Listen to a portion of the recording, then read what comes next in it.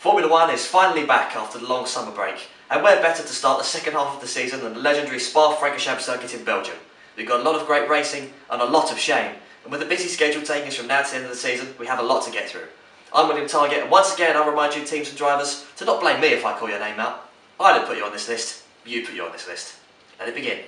At number 5, Greenpeace. Now yes, trying to save the environment is a very noble endeavour, but do you really have to try and sabotage a Formula 1 race to get your point across?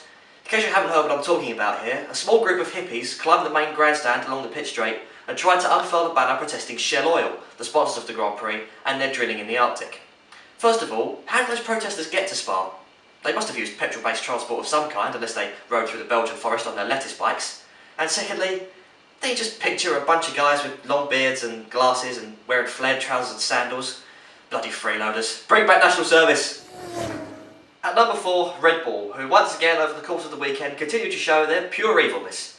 Christian Horner was ducking and weaving all over the place when being cornered by Eddie Jordan regarding Mark Webber's replacement, even though we all know who it's going to be, changing the subject and trying to wriggle out of it like the little worm he is.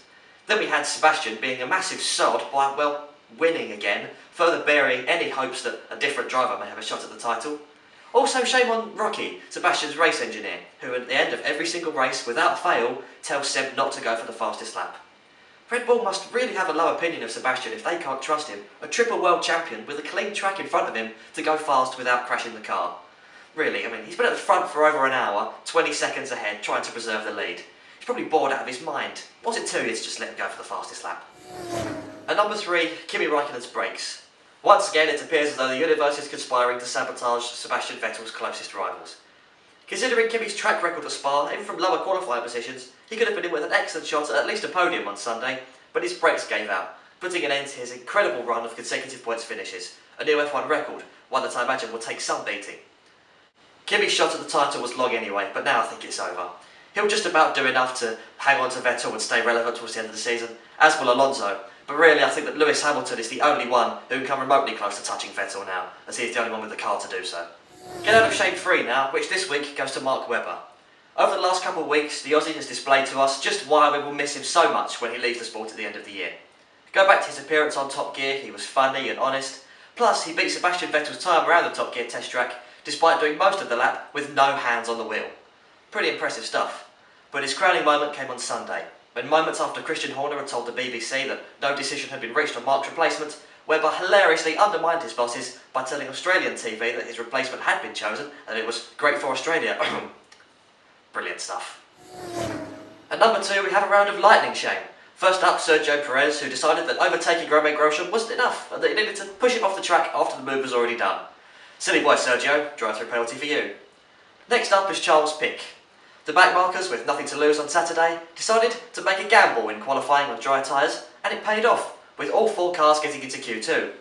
All 4, that is, except for Charles Pic. Shame on him and everyone else who qualified below Max Chilton. Speaking of whom, 16th on Saturday was not enough to stop him from dropping to dead last on Sunday. To add insult to injury, he then picked up a drive-through penalty for ignoring blue flags, leaving him in double last. Shame on all of you. At number 1, Pastor Maldonado.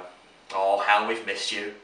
The Venezuelan clearly was getting jealous of all the attention I've been giving Romain Grosjean lately, and was very keen to remind us all that he is F1's resident crash master, and yes, that is a real word. It was inevitable, wasn't it? 4 cars tightly packed together going into the bus stop chicane, and Pastor Maldonado is one of them. 3, 2, 1, bits of front wing everywhere, and both Force India's out. What we were also treated to as a consequence of the crash was Paul di Resta's expressionless mug in interviews afterwards. Paul, Maldonado just hit you! Paul, you just won! Paul, there's a bear right behind you! Paul, there's a meteor heading straight for the Force India factory! Nothing. Oh well, at least F1 is back. Pastor, you can wear the brown paper bag of shame. We'll see you all in Monza.